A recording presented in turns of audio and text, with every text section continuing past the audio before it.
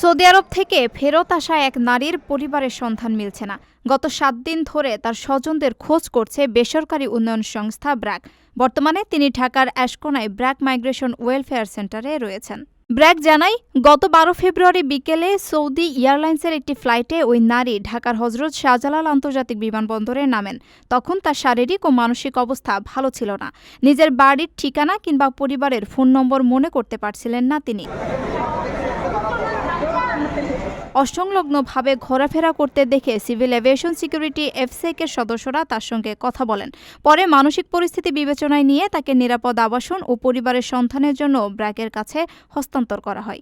BRAC migration welfare সেন্টারের ব্যবস্থাপক আলামিন নয়ন বলেন, বেশ কয়েকদিন ধরে ওই নারী মাইগ্রেশন ওয়েলফেয়ার সেন্টারে আছেন।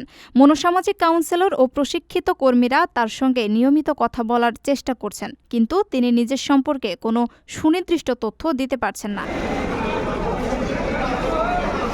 এই নারীর পরিবারের সন্ধান পেতে গণমাধ্যম সহ সবার সহযোগিতা চেয়েছে ব্র্যাক।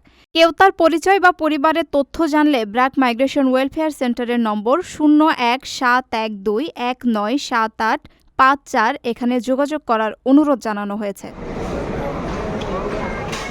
আপনার স্বপ্নগুলো আকাশ ছুবে প্রবাসীর হেলিকপ্টারের মাধ্যমে। বিয়ে, জন্মদিন অথবা যে কোনো বিশেষ প্রয়োজনে হেলিকপ্টার ভাড়া করতে যোগাযোগ করুন স্ক্রিনে দেয়া নাম্বারে। প্রবাসীর হেলিকপ্টার, নিরাপদ ও সাশ্রয়ী বাহনের বিশ্বস্ত নাম।